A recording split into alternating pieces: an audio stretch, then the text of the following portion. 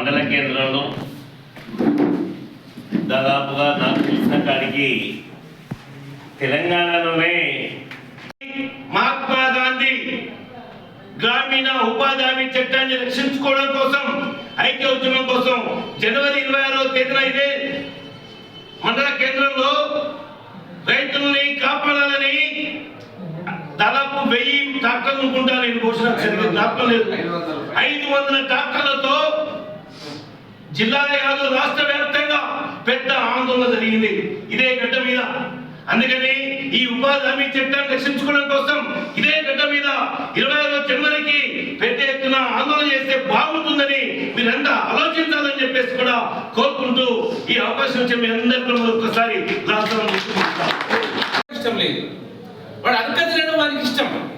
కాబట్టి చట్టం అనేది తీసేస్తే అనివార్యంగా ఇతరుల మీద ఆధారపడతారు అనేది ఏదైతే బానిస వ్యవస్థ ఉన్నదో అది మళ్ళీ తీసుకురావడానికి ఇప్పుడు మళ్ళా రాష్ట్రాల మీద బడ్జెట్ ని కేటాయిస్తే తప్ప మేము ఏమంటున్నాం. ఇప్పటివరకు ఏముంటే 90% వాటించండి, ఆ 10% ఈశాన్య రాష్ట్రాలు ఇవ్వలేదు. ఇవ్వకపోతే అక్కడ పని కల్పించవలేదు. దక్షిణాది రాష్ట్రంలో కల్పించిన పని బాగా నడిచింది. మొట్టమొదటి మన్మోహన్ సింగ్ మెదక్ జిల్లాలో అనుకుంటా స్టార్ట్ చేసినప్పుడు ఇక్కడ అనంతపూర్లో మెదక్లో స్టార్ట్ చేశారు. ఇక్కడ కొంచెం దక్షిణాది రాష్ట్రంలో మేము రెడీ ఉన్నామయ్యా, మా వాళ్ళకు సంబంధించి ఈ పని కల్పించాలని డిమాండ్ చేస్తున్నందుకు అప్పుడున్న వామపక్ష పార్టీలు, అప్పుడున్నటువంటి యూపీఏ ప్రభుత్వం చాలా సానుకూలంగా వ్యవహరించింది. అనేక చట్టాలు, ప్రధానంగా ప్రభాకరణ చెప్పినట్టు సమాచార చట్టం కానీ, ఉపాధి చట్టం కానీ, 2006 చట్టం కానీ, అడవి హక్కుల చట్టం కానీ, ఇది ప్రజలందరికీ ఉపయోగపడే చట్టాలు. అంటే ఒక మాట చెప్పాలంటే నిరసిస్తూ కూడా ఈ మండల కేంద్రంలో రౌండ్ టేబుల్ సమావేశం నిర్వహించుకోవడం అంటే చైతన్యానికి ఇది నిరసనం అని చెప్పేసి భావిస్తూ, మొదట నూతనంగా ఎన్నికైన సర్పంచులకు, ఉప సర్పంచులకు, అట్లాగే సొసైటీ అధ్యక్ష కార్యదర్శులు, అధ్యక్ష ఉపాధ్యక్షులకు కూడా ఈ రౌండ్ టేబుల్ సమావేశం తరఫున ఉద్యమ అభ్యర్థన తెలియజేస్తా ఉన్నాను. మిత్రులారా, అవినీతి చాలా విపరీతంగా అన్ని రంగాల్లో, అన్ని శాఖల్లో పెంచి పెరిగిపోతా ఉంది. కాబట్టి సామాన్య ప్రజలు అధికారుల నుండి సమాచారం పొందాలంటే మేము సమాచారం ఇవ్వం అని చెప్పేసి దబాయించేవాళ్ళు. దాంతో సమాచార హక్కు చట్టం కూడా కావాలి, సామాన్యులు కూడా ఇవాళ ప్రభుత్వ కేటాయింపుల గురించి కానీ ఇంకోటి కానీ తెలుసుకోవడానికి కావాలని చెప్పేసి ఇదే ఎర్రజెండా పార్టీలు ఆ సమాచార హక్కు చట్టాన్ని కూడా తీసుకొచ్చినాయి. దీంతో పాటు వ్యవసాయ రంగంలో 7 తొండాలు వచ్చి 10 మంది చేసే కూలీ పనిని 2తో చేసే విధంగా ఆ వ్యవసాయ రంగంలో ఉన్న వ్యవసాయ కూలీల పనిని ఆదుకోగలదు. పైసలు రావు. ఈ రకంగా మార్పులు చేయడము, అట్లాగే కేటాయింపుల్లో కోత విధించడము జరుగుతూ ఉంది. మనం ఒకసారి తెలంగాణ చూసుకుంటే పోయిన సంవత్సరం 12,50,00,000 పని రోజుల్ని కల్పించింది తెలంగాణలో. 12,50,00,000 పని రోజుల్ని కల్పిస్తే ఈ సంవత్సరం అంటే 24లో 25లో సమీక్షిస్తే 7,50,00,000 అంటే 5 కోట్ల పని దినాల్ని మింగేసింది. ఎవరు? రాష్ట్ర ప్రభుత్వం కాదు, కేంద్ర ప్రభుత్వం నిధులు ఇవ్వకపోవడంతో ఆ పనులు తగ్గిపోయే విషయాన్ని మనం గమనించాలి. ఒకవైపు ఏదైతే మినిమం ఈ బీజేపీ ప్రభుత్వం కేవలం కార్పొరేట్ సెక్టర్ సేవ చేయడం కోసం, ట్రంప్ లాంటి జీవుకు గులాంగిరి చేయడం కోసం ఉన్న ఈ చట్టాన్ని మనం చేస్తున్నాం. దీన్ని మనం పోరాటం చేయాలి, ఐక్యంగా జెండాలకు అతీతంగా. ఈరోజు ప్రజల యొక్క ప్రయోజనమే మాదని చెప్పేసి గుర్తు చేయాలని చెప్పేసి దీనికి మనకు స్ఫూర్తిదాయకం ఏంటి? ఏదైతే స్వామినాథన్ కమిషన్ సిఫారసు అమలు చేయాలి, రైతు పెట్టే పెట్టుబడికి 50% కలిపి ధర నిర్ణయించాలి ఎంఎస్పి అని దాదాపు ఢిల్లీ కేంద్రంలో 2 సంవత్సరాలు ఐక్య ఉద్యమం జరిగి 1200 మంది త్యాగాలు చేసి ఉద్యమం మనకు స్ఫూర్తి. ఈరోజు ఇదే వ్యవసాయ రంగంలో ఒక స్ఫూర్తి. అట్లాగే మైనార్టీల హక్కుల్ని కాదా చేస్తామంటే తెచ్చే చట్టాల్ని రద్దు చేసుకోవాలని చెప్పేసి దేశవ్యాప్తంగా అన్ని పార్టీల్ని కలిపి జరిగిన ఆందోళన మనకు స్ఫూర్తి అని చెప్పేసి కోరుతూ అనుభవమే రాక అనుకోవాలి. మబ్బునే ఊళ్ళలో పోయి ఛాయ్ తాగాలి, అందరూ కూడా పెట్టాలి, ఉద్యమానికి తయారు చేయాలి. అట్లా చేస్తే ఈ చట్టాలు వచ్చినాయి. మరి వచ్చిన చట్టాల్ని ఒక కలం కొడుతూ మాకు బలం ఉందని చెప్పేసి పార్లమెంట్ లో ఏకాకిన ఈ రోజు ఆమోదిస్తారు, రేపు రాష్ట్రపతి ముద్ర కొట్టేస్తాడు. మహిళా హక్కుల కోసం, మహిళా రిజర్వేషన్ల కోసం ఎన్ని సంవత్సరాలు అవుతుంది మీరు ఆలోచించారు. బీసీ బిల్లు ఇవ్వాల్సి చెప్తున్నాను. బీసీ బిల్లు రాష్ట్రం ఆమోదిస్తుంది, గవర్నర్ దగ్గర పోతుంది, రాష్ట్రపతి దగ్గర పోతుంది, అది మాత్రం నోచుకోదు ఆమోదానికి. ఇది ఎందుకు మాత్రం నోచుకోదు అని చెప్తున్నాను నేను. అంటే ఇది అడవిలో పనులు కానీ, వ్యవసాయ పనులు కానీ ఈరోజు చాలా ఈ చట్టం రేపు అమలు జరుగుతుంది. జరపడానికే ఈ రోజు నుంచి గ్రామ సభ జరుపుతారట. బడ్జెట్ కేటాయించగలుగుతుందా? కేటాయించలేదు. కేటాయించకపోవడంతో ఏమవుతుంది? పనులన్నీ మూలపడతాయి, పనులు జరగవు.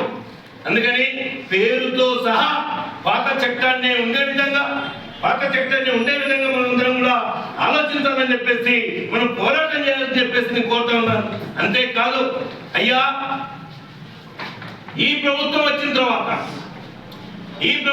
తర్వాత ఉపాధి హామీ చట్టమే కాదు, ఏదైతే సమాచార హక్కు చట్టం మునమొక్కుతా ఉంది, సమాజాన్ని అనేక మార్పులు తీసుకొచ్చి పాత చట్టం తూట్లు పడిచి సమాచారం ఇవ్వకుండా అధికారులకు ఒక విసులుబాటు కల్పించే విధంగా చేస్తున్న విషయాన్ని గుర్తు చేస్తా ఉన్నాను. 2005 అటవీ హక్కుల చట్టాన్ని తూట్లు పడుస్తూ, అంటే పాత ప్రభుత్వం ప్రజల కోసం, కష్టజీవుల కోసం, గిరిజనుల కోసం, దళితుల కోసం చేస్తున్న చట్టాన్ని ఈ బీజేపీ కానూన్ తీసుకొచ్చింది కేంద్ర ప్రభుత్వం. అది 500 రూపాయల కన్నా తక్కువ ఉండకూడదు అని ఉంటే కేవలం వ్యవసాయ ఏదో ఉపాధి కూలీలకు 200 రూపాయలు, 150 రూపాయలు. ఒకవేళ ఫీల్డ్ అసిస్టెంట్ దయగలిగితే ఇలా మన బీడీ కాలగిరిలో ఇంట్లో భర్తలకైతే భయపడదు కానీ కమిషనర్లకు, దాదాలకైతే భయపడతారు ఖచ్చితంగా. అట్లా ఫీల్డ్ అసిస్టెంట్ లో దయ ఉంటే పైసలు ఎక్కువ వస్తాయి, లేకపోతే కూలి ఎక్కువ వస్తుంది, లేకపోతే రాదు అనే విషయాన్ని గమనించాలి. ఆ వెలుగులో, ఆ నేపథ్యంలో మనం చూసుకున్నప్పుడు ఈ రోజు ఆ 200, 300 రూపాయలు రాకుండా, అట్లాగే ఇవాళ ఫీల్డ్ అసిస్టెంట్లకు కూడా ఉద్యోగ భద్రత లేకుండా, మేటీలకు భద్రత లేకుండా ఈ చట్టంలో ఈ పేరు మార్పులో ఉంది అనేది నేను గుర్తు చేస్తా ఉన్నాను.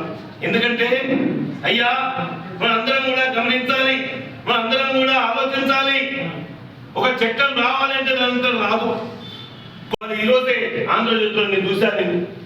అందుకని ఈ నేపథ్యంలో ఈ ఉపాధి హామీ చట్టాన్ని ఏం కల్పించింది, ఆ ఉపాధి హామీ చట్టాన్ని ఈ రోజు ఎందుకు వీళ్ళు రద్దు చేస్తా ఉన్నారు అని చెప్పేసి చూస్తే, ఇంతకుముందు ఉపాధి హామీ చట్టంలో వేతనాలు 100 రూపాయలు అయితే 100 రూపాయలు కేంద్రం వేయాలి ఇచ్చింది.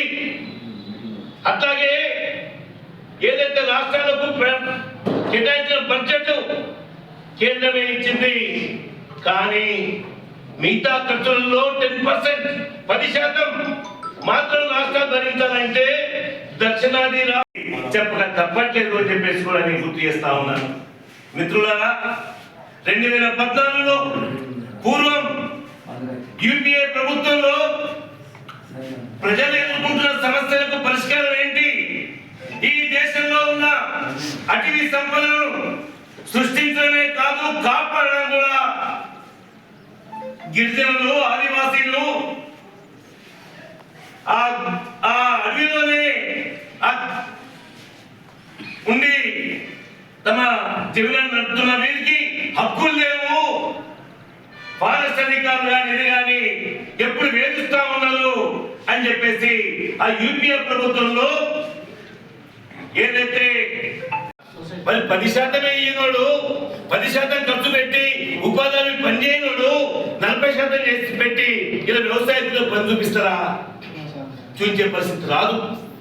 ఈ నేపథ్యంలో మనం అందరం కూడా వ్యవసాయ కూలీల్ని మనం పని కల్పించే విధంగా ఈ పాత ఏదైతే మహాత్మా గాంధీ గ్రామీణ ఉపాధి హామీ చట్టం ఉందో, చట్టం హక్కు, ఉపాధి హామీ హక్కు చట్టం, దాంట్లో కనబడతా ఉంది మన హక్కుని, మన చట్టాన్ని.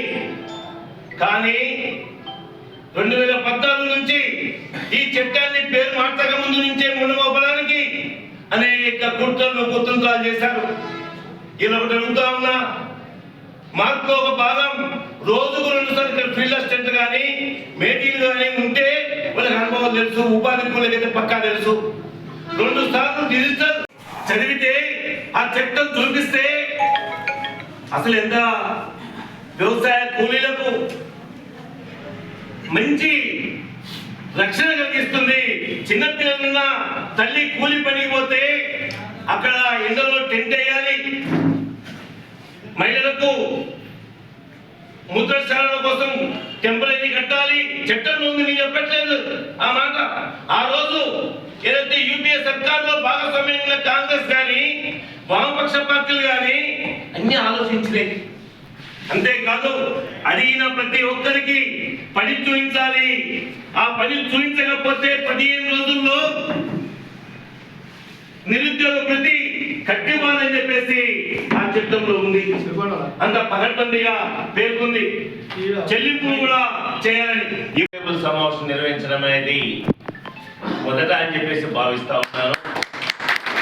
రెండవది, ఈ మండలానికి ఒక పోరాట స్ఫూర్తి, ఓ పోరాట అనుభవం, అనువాయితీ ఉందనేది తెలంగాణ సాధన ఉద్యమంలో దీనికి విత్తనాలు వేశారని చెప్పేసి, దాని పూర్వం కూడా తెలంగాణ సాయుధ రైతాంగ పోరాటంలో కూడా ఈ మండలానికి అమృతలాల్ శుక్లా సాయుధ దళ నాయకుడిగా ఉన్నప్పుడు కూడా ఈ ప్రాంతంలో పెద్దందాల వ్యతిరేకంగా పోరాటం చేసిన ఘనత ఈ మండలానికి ఉంది. ఈ మధ్య కాలంలోనే మైనార్టీ మతాలని కించపరుస్తూ మైనార్టీ మతాల హక్కుల్ని ఆస్తుల్ని దోచుకునే విధంగా తెచ్చిన చట్టాన్ని వ్యతిరేకిస్తూ కూడా ఈ మండల కేంద్రంలో ఈ నాయకులు, ఈ ప్రజా సంఘాలు, ఈ రాజకీయ పార్టీల ఆధ్వర్యంలో, మరోవైపు బీసీ పార్టీలు ఐక్యంగా ఈ 100% ఎట్లయితే ఉండేదో అదే అట్లాగే MGNRTS మహాత్మా గాంధీ పేరుతోనే పథకం ఉండేటట్టు అట్లాగే దాంట్లో అన్ని తీసేస్తూ గతంలో భూములు అంటే ఎస్సీ ఎస్టీలకు భూముల అభివృద్ధి కోసం కూడా ఉపాధి హామీలో పేదలు కమ్యూనిస్ట్ పార్టీలు అన్ని కొట్లాట వల్ల ఇది పేదలకు డైరెక్ట్ అంటే కూలికి పోతే 150 రూపాయలు 200 రూపాయలు పేద ప్రజలకు పనిపోయిన వాళ్ళకి దొరికే కూలి వేరే దాంట్లో డైరెక్ట్ రావు. స్కీమ్ల నాయకుల దగ్గరికి వెళ్ళి ఆడికి అది కరిగిపోతా ఉంటుంది. కిందికి ఆయుష్ పేద నాయకులు తోడే కరిగిపోయినట్టు ఆ రకంగా పేద ప్రజలకు అందుతున్న విషయాన్ని అంటే కేంద్ర ప్రభుత్వం జీర్ణించుకోలేకనే ఈ రాష్ట్రాల మీద 40%, కేంద్రం 60%. అంటే రాను రాజుకున్నాం గాడి అయిందన్నట్టు ఇప్పుడు దీన్ని మనం ఖచ్చితంగా 100% గతంలో ఉన్నటువంటి MGNRTS మహాత్మా గాంధీ జాతీయ గ్రామీణ ఉపాధి పథకం దాన్ని మనం సాధించుకోకపోతే 40% రాష్ట్రాలకు అంటాడు. రేపు సంవత్సరం కోసం 50-60 గతంలో ఉన్నటువంటి కేంద్రంలో దీన్ని కేటాయిస్తున్నటువంటి బడ్జెట్లు నిధులు కూడా ఎవ్రీ ఇయర్ తగ్గిస్తూ వస్తుంది. వీళ్ళు వచ్చినటువంటి కేంద్ర ప్రభుత్వం బీజేపీ 200 రూపాయలతో వాళ్ళు ఏదైనా చేసుకోగలుగుతారు. అదే కార్పొరేట్ సంస్థలు 1000 కోట్లు దోచుకున్నారు. ఇప్పటికీ ఈ ఆపరేషన్ కాగాతో ఎంతో మందిని అనగదొరికి యురేనియం కొరకు అదో ఏదైనా ఒక పథకాలను అంచివేస్తున్నారు. అంతే తప్ప ప్రజలకు ఉపయోగపడే విధానాన్ని కొరకు పార్టీలకు అతీతంగా మంచి జరిగేదాని కొరకు ముందు పోరాడితే దేనికైనా బాగుంటుందని, మన రాష్ట్రమే అభివృద్ధి చెందుతుందని మన యొక్క అభిప్రాయం. శ్రీకాళహస్తి శరణ గారికి, రామకృష్ణ గారికి,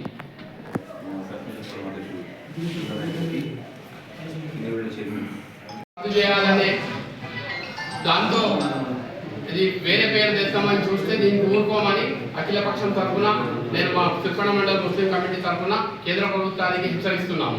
అందరం ఒకటే ఇప్పటిదాకైతే ఏవేవైతే ఉద్యమాలు మన మండలం నుంచి స్టార్ట్ అయినాయో ఈ ఉద్యమం కూడా ఇక్కడి నుంచి స్టార్ట్ కావాలి, దీనికి గట్టి పోటీ ఇవ్వాలని చెప్పి నేను నాకు సమయం ఇచ్చినందుకు కృతజ్ఞతలు. స్వాగతం. ఇప్పుడు అందరూ పెద్దలు మాట్లాడినట్టు తెలంగాణలోనే కాదు, నేనైతే అనుకుంటా మన దేశంలోనే ఏదైనా పోరాటం స్టార్ట్ చేస్తామంటే మన సిరికొండ గడ్డ. ఎందుకంటే ఇంతకుముందు తెలంగాణ పోరాటం కోసంగా జేఏసీ అనేది ఫస్ట్ ఏర్పడ్డది మన సిరికొండ మండలం. మరి అట్లాగే మన ఉమ్మడి రాష్ట్రంలో మొట్టమొదట ముస్లింల తరఫున ర్యాలీలో పాల్గొనడం కానివ్వండి, లేదంటే అది రిలే నిరాహార దీక్షలో పాల్గొనడం కానివ్వండి, ఫస్ట్ మన సిరికొండ నుంచి.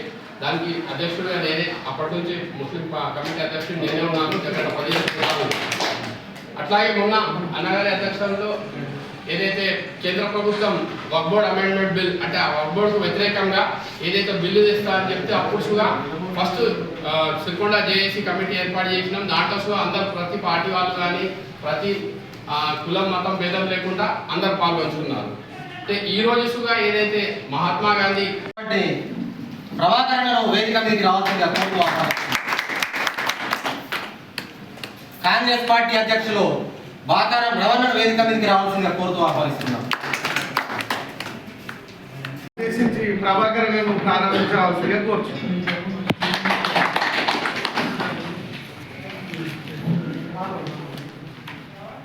అనే విషయాన్ని ఈ సందర్భంగా మీకు గుర్తు చేస్తా ఉన్నాను.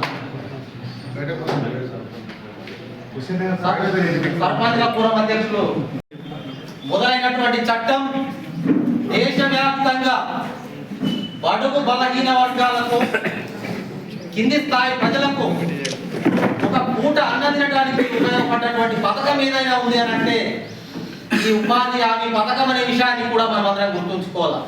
ఆ పథకాన్ని మొత్తం మార్చి ఇప్పుడు రాష్ట్రాల మీద 40% బడ్జెట్ పూసే విధంగా కుట్ర జరుగుతుంది.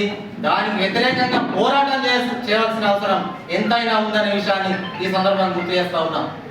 జాతీయ సంపదను అదానీ అంబానీలకు కట్టబెట్టి రాష్ట్రాలపై ఆర్థిక భారం మోపే కుట్ర జరుగుతుంది. దాన్ని మనం మూకుమ్మడిగా ఎదుర్కోవాల్సినటువంటి అవసరం ఎంతైనా ఉందని తెలియజేస్తూ ఈ సభకు అధ్యక్షత ఉండేటటువంటి ప్రధాన లక్షణాలు ఒకటి కులం, అలాగే ఆ మతమే పరిడవిల్లాలనేటువంటి భావన మాత్రమే ఉండాలి. సంపద సమానత్వం అని ఇప్పటి వరకు నడిపించినటువంటి పార్టీలు కావచ్చు, నాయకులు కావచ్చు, దేశాన్ని ఒక అభివృద్ధి పథంలోనికి తీసుకుని వెళ్తా ఉంటే సంపద అంతా కొందరి చేతుల్లోనికి మాత్రమే దోచిపెడుతున్నటువంటి ప్రభుత్వం ఏదైనా ఉంది అంటే అది బీజేపీ ప్రభుత్వం. ఏమవుతుంది, సంపద కొందరి చేతుల్లోకి మాత్రం పోతే మిగిలిన వాళ్ళందరూ బానిసలు అవుతుంది. బానిసలను చేయడానికే హిందుత్వాన్ని ముందుకు తీసుకుపోతున్నారు వాళ్ళు. దాంట్లో కులాలను, వర్గాలను డిఫరెంట్ చేస్తూ ఉన్నారు. సో ఈ మహాత్మా గాంధీ గ్రామీణ ఉపాధిలో ఉపాధి పొందేదంతా హిందువులే. ముస్లింల సంఖ్య చాలా తక్కువ ఉంటుంది, క్రైస్తవుల సంఖ్య కూడా చాలా తక్కువ ఉంటుంది. మరి ఏ విధంగా ఈ హిందుత్వం మీద ఈ చట్టాన్ని రద్దు చేస్తే వాళ్ళకి ప్రేమ ఉంటుందో నాకైతే అర్థం కాదు. కేవలం బానిసలుగా చేసి వాళ్ళ చుట్టూ తిప్పుకోవడానికి చేస్తున్నటువంటి భావిస్తున్నా. అంటే ప్రజాస్వామ్య దేశంలో ప్రజలు జాగరూకత కలిగి లేకపోతే ప్రజలకు చాలా, నాయకులకు జాగరూకత ఉందేమో కానీ ప్రజలకు జాగరూకత రావాలి. అప్పుడు అది చైనా విప్లవమైనా, రష్యా విప్లవమైనా, భారతదేశంలో ఉన్న తెలంగాణ ఉద్యమమైనా అప్పుడే సక్సెస్ అయినాయి. ప్రజలు ఎప్పటి వరకు చైతన్యవంతులు కారో, ప్రజలు ఎప్పటి వరకు అయితే జాగరూకత కలిగి ఉండారో ప్రభుత్వం ఎట్లా చెప్తే అట్లా వినాల్సి వస్తుంది, చేతులు కట్టుకొని నిరాడాల్సి వస్తుంది, బానిసత్వాన్ని వదిలిపోవాల్సిన పరిస్థితి ఏర్పడుతుంది. కాబట్టి ఇక్కడ ఎంతమంది ఉపాధి హామీ కూలీలు ఉన్నారో నాకైతే తెలియదు. ఇక్కడ ఎవరైనా ఉంటే నేను పనిచేసిన చేయలేవచ్చు. Okay, thank you.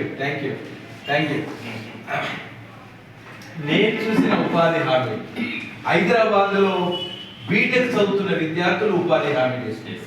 నేను చూసిన ఉపాధి 15 రోజులు కావచ్చు, 20 రోజులు కావచ్చు. వాడికి ఎంత తపన, అమ్మాయిలే కాదు, అమ్మాయిలు కూడా పనిపోయినటువంటి సందర్భాలు ఉన్నాయి. అంటే ఈ ఉన్నన్ని రోజు తల్లితో తండ్రితో పనికి పోయి ఆ పనిలో సంపాదించుకున్నటువంటి డబ్బును తన చదువుల కోసం ఉపాధి చేసుకున్నటువంటి ఈ చట్టం అంటే చాలా మందికి ఇది ఉపయోగపడే చట్టం, చాలా మందికి బతుకుదెరునిచ్చేటటువంటి పేర్లోనే ఉంది ఉపాధి హామీ అని. సో అలాంటి హామీ చట్టాన్ని, అలాంటి పేరు కలిగినటువంటి ఒక వ్యక్తిని ఒక నిర్వీర్యం చేయడానికో, ఆ వ్యక్తి పేరు మీద ఉన్నటువంటి యొక్క హక్కులను, ప్రజల యొక్క హక్కులను నిర్వీర్యం చేయడానికి చేస్తున్నటువంటి ప్రయత్నాన్ని మనమంతా వ్యతిరేకించడానికి పూనుకున్నటువంటి ఈ యొక్క సమావేశము చాలా గొప్పది. అన్న మహాత్మా గాంధీ జాతీయ ఉపాధి హామీ పథకాన్ని నిర్వీర్యం చేస్తూ కేంద్ర ప్రభుత్వం, బీజేపీ ప్రభుత్వం ఈరోజు కొత్త బాబన్న గారికి మరి ముఖ్య అతిథులుగా ఇచ్చేటటువంటి మనకు దురదృష్టకరం. అయితే మహాత్మా గాంధీ దేశానికి చేసిన సేవలు, అప్పటి ఉద్యమం చూసిన వాళ్ళు కూడా ఇప్పటికి కూడా బతుకుంటున్నారు అక్కడ. మరి రామ్లా వారు చేసింది కూడా మనం చూడలే, ఎవరు చూడలేదు, అయినా మనం పూజిస్తున్నాం. రాముడు అంటే దేవుడు అనుకుంటున్నాం, దేవుడిని దేవుడిలాగా నిలిచాలి. ఇప్పుడు ఉపాధి హామీ పథకం రామ్లా వారి పేరు పెడితే కొన్ని జాగాలు డబ్బులు అందకపోతే కూడా బాధపడతారు, కొన్ని మాటలు కూడా. కానీ అటువంటి పేరు తీసేసి మరి అదే యథావిధిగా మహాత్మా గాంధీ పేరు పెట్టిన బాగుంటుందని చెప్పేసి కోరుకుంటూ మహాత్మా గాంధీ జాతీయ ఉపాధి హామీ పథకాన్ని ప్రవేశపెట్టిన అప్పటి ప్రధానమంత్రి మన్మోహన్ సింగ్ గారు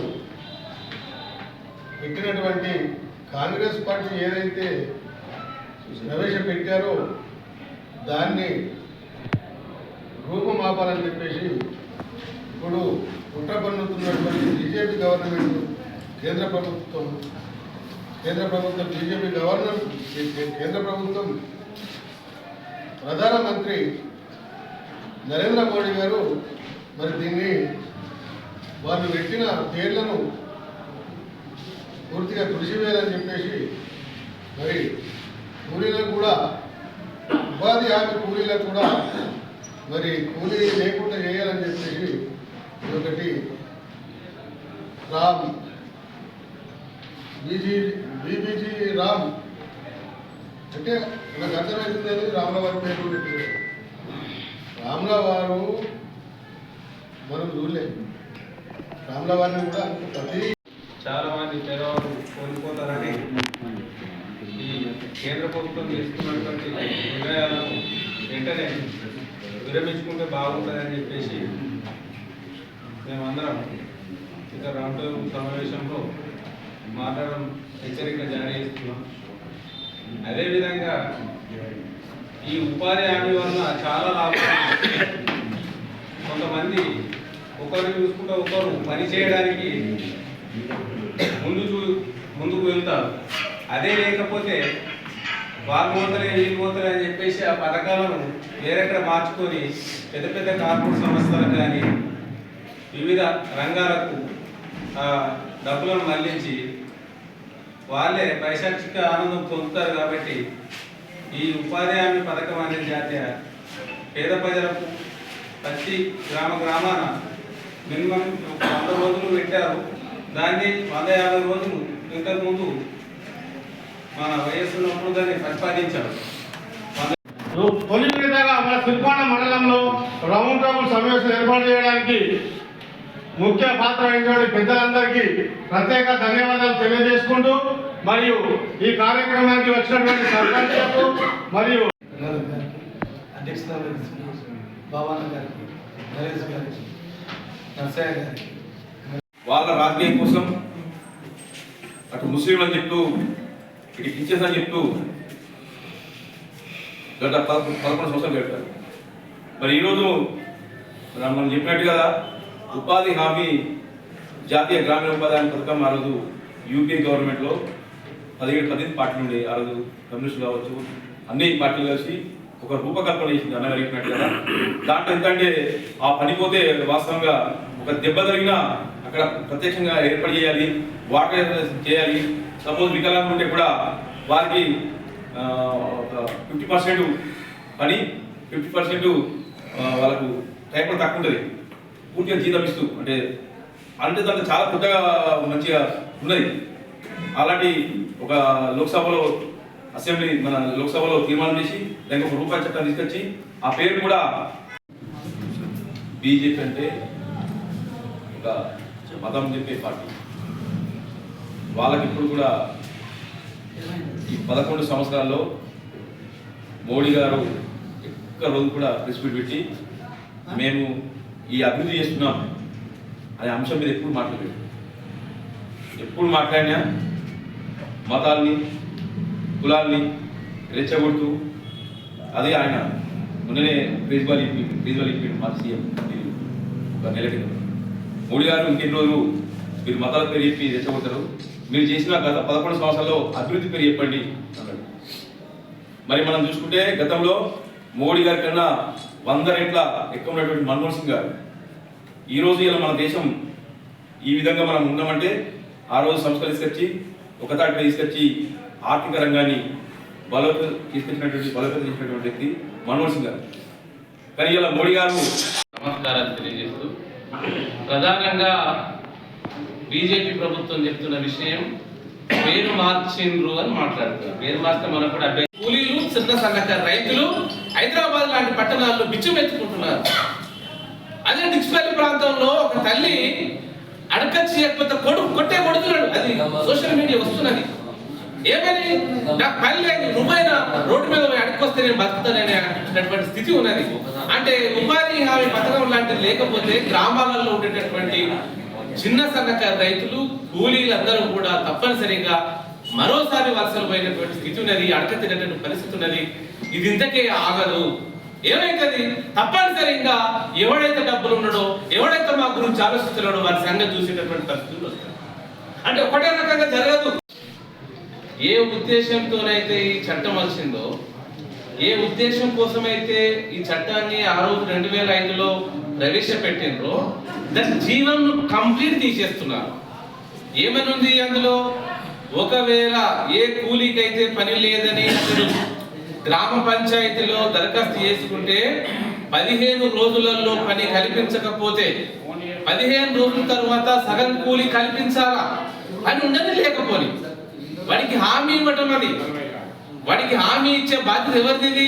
ఇది చట్టంగా ఉంది. పథకం అంటే పథకం కూడా కాదు. ఇది చట్టంగా ఏర్పడ్డటువంటి మొట్టమొదటి భారతదేశంలో ఒక ప్రగతిశీల చట్టం ఏదైనా ఉంది అంటే ఉపాధి హామీ చట్టం. అది నేరుగా కూలీకి డైరెక్ట్ గా వచ్చేటటువంటి పైసలు ఏమైనా వస్తాయంటే అది ఈ చట్టం. ఇట్లా రావడం సోల్మాన్ సార్ చెప్పిండు. డైరెక్ట్ కూలీకి రావడం, ఒక కూలోడికి పైసలు కానీ ప్రభుత్వం ఏదైనా ఉందంటే అది కాంగ్రెస్ యూపీఏ ప్రభుత్వం అని మాట్లాడవచ్చు. అక్కడ ఏమి లేవు. ఎందుకంటే ప్రజల ఆకాంక్షని అది గౌరవిస్తారు, ప్రజల యొక్క డిమాండ్ని అది ఆలోచిస్తారు. కానీ వీడు ఆలోచించటోని, ప్రశ్నించటోని బతకనియకుండా చేస్తున్నాడు. ఇది వాళ్ళిద్దరికి ఉన్నటువంటి తేడా.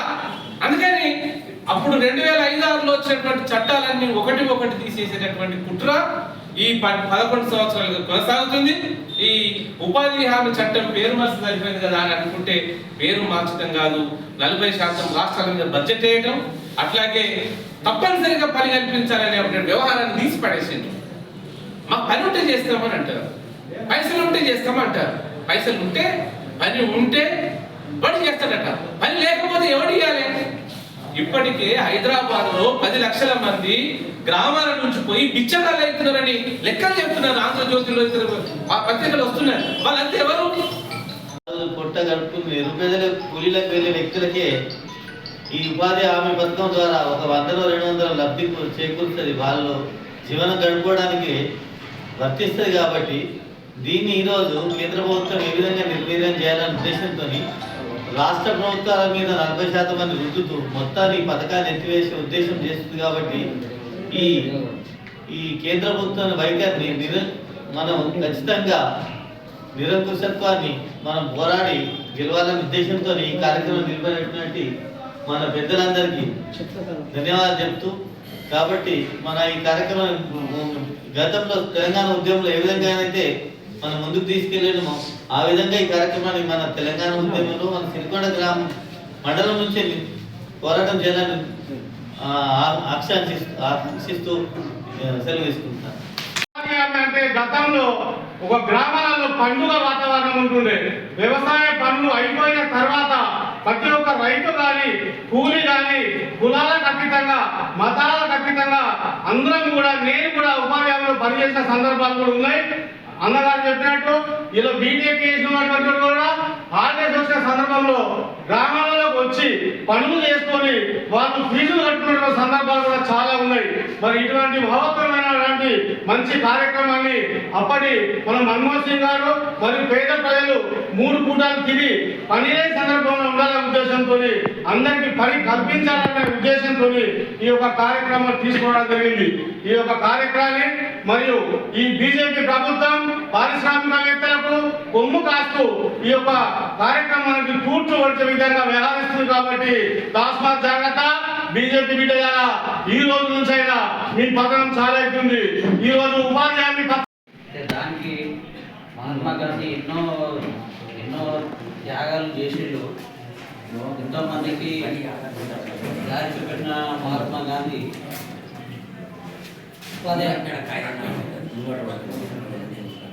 ఆ రోజు ఉపాధి హామీ పేరుతోని పేద ప్రజలు చాలా లబ్ధి పొందిండ్రు.